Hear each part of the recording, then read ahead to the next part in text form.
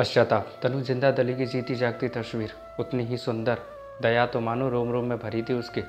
शादी के बाद पति का परिवार कभी पराया ही नहीं लगा उसे। ननद को बहन जैसा मानना, देवर को भाई, सास ससुर तो माता पिता से बढ़कर थे उसके लिए। लेकिन ना जाने उन लोगों के मन में क्या था जो उसके प्रत्येक काम में नुक्स निकालना आदत बन गए थे। उससे मन होता तो कोई बात करता, मन नहीं होता तो तब वह चुपचाप एक कोने में डरी सहमी रहती थी। 8-8 दिन जी बीत जाते थे लेकिन कोई बात नहीं करता था। पहले रसोई में बोला गया, हमारे यहाँ बहू 2 साल तक रसोई घर नहीं जाती है। तनु ने सोचा माँ बोल रही है तब सही है, लेकिन बाहर से आने वालों के सामने सास को यह बोलना सुन के बहू को कोई काम नहीं करना चाहती है, उसके आंसू बहने लगते थे। लेकिन उस आंसू को इसीलिए किसी को नहीं दिखा सकती थी कि सभी यह नहीं कहने लगें किसी यहाँ मन नहीं लगता है। मायका का याद आ रहा होगा उसे। उस दिन की याद आ गई जब वह मायके से फ़ोन आने के बाद अपने पति के ख्यालों में खोई हुई थी कि सास ने ससुर जी से कहा, माँ ने कुछ कहा होगा इसीलिए मुंह बनाकर घर में बैठी है। दिन रात होने वाली शिकायतों से परेशान रहने लगी थी। स्नान घर में बैठकर आंसू बहाना तो अब उसकी आदत बन गई थी। किससे कहती क्या कहती, लेकिन उसके होठों की मुस्कान जो सभी के लिए थी वह हमेशा उसके दर्द को छुपा देते थे। एक बार उसके पिता आए तब देवर खिड़की से लगकर बात सुनने की कोशिश में लग रहा था। पिता के लाख पूछने पर कि क्या हुआ, वह उत्तर में आंसू भी नहीं बहा सकी। उसे डर था कि सत्य उसे उसके पति से दूर नहीं कर दे। जब कभी खाना बनाने बैठ जाती तब किसी की आड़ सुनकर सास कहती, तनु जाओ अंदर, यहाँ बाहर से आने वालों के सामने रहोगी तब पापा गुस्सा करेंगे। और फिर उसी की आदत, आदमी के सामने रोना शुरू। तनु तो कुछ नहीं करती। तनु यह सब सुनकर भी चुप रह जाती थी।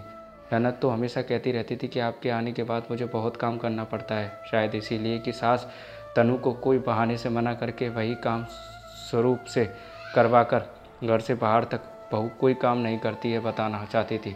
तनु जब भी काम करना चाहती तब कोई ना कोई बहाने से बात करना बंद कर देती थी। तनु को हिम्मत ही नहीं होती थी कि वह रसोई घर के अंदर जाए। तनु माँ बनने वाली थी, उसे खड़े होकर रोटी नहीं सेका जा रहा था कि स्वरूप ने जाकर माँ से कहा, अब तो घर में हल्ला शुरू हो गया है। तनु अपने आप को आग लगा रही थी। तनु के लाख कहने पर भी उसकी किसी ने नहीं सुनी।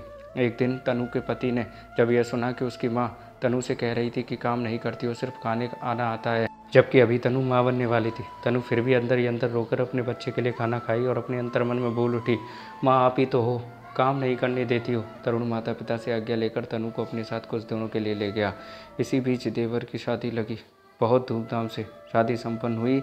नीलू देवरानी के आते ही घर की रंगत बदल गई। जो अब तक राज कर रही थी उसकी एक नहीं चल रही थी, क्योंकि वह वरुण की पत्नी थी और सभी बातों से अवगत थी।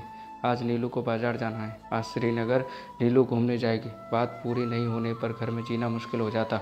शीला का एक नहीं चल रही थी, अब घर ठीक ठाक चले। भरत ससुर जी चुपचाप वरुण और नीलू को पैसे देने लगे। लेकिन एक दिन नीलू ने अपनी आवाज़ की जोर से सास ससुर और ननद को घर से निकाल दिया।